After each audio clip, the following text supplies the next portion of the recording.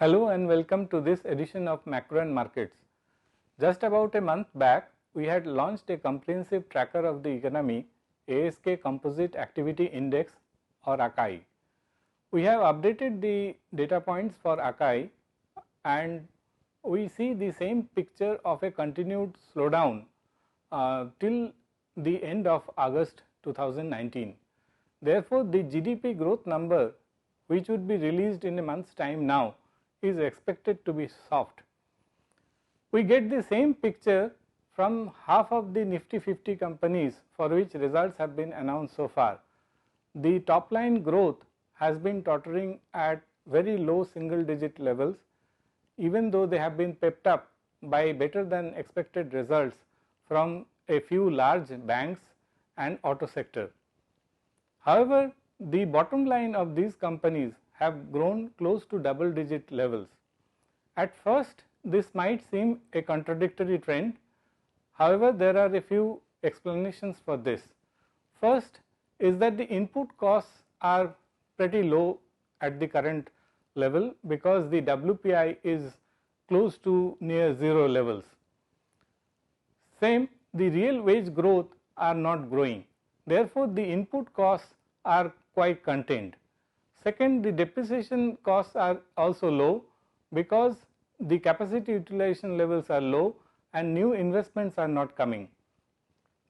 Third, the interest rates are going down as the successive cuts by RBI is getting transmitted into the credit market now. Fourth, the overall tax burden of the corporates have been reduced in the current fiscal. So, all these factors are leading to higher profit growth even in a situation where the revenue growth is pretty low. This aspect, along with the fact that the sentiments in the market has stabilized because of the repeated measures by the government, augurs well for the equity market, and we stay positive on equity with the overweight stance that we had taken after the tax cuts by the finance minister. In the bond market, the concerns over credit, whether it is public sector credit or the private sector, is resulting in bond yields inching up somewhat. However, we feel that the fiscal management towards the second half of the year would concentrate on effecting expenditure cuts along with increased revenue efforts, especially on the non-tax side, which should keep the deficit roughly at the announced levels by the end of the year.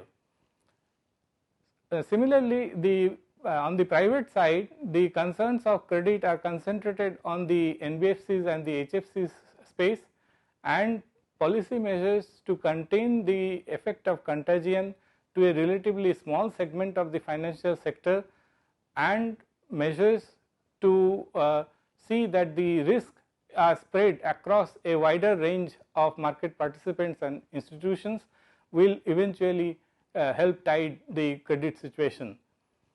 Meanwhile, externally we see that the interest rate environment is becoming softer and softer. The US Fed has cut rates once again, and it joins the other systemically important central banks in effecting a negative real rates, and in fact the Bank of Japan and ECB are ruling at negative nominal policy rates. The fact that trillions of dollars of bonds today are ruling at negative yields is also another factor supporting a lower interest rate regime.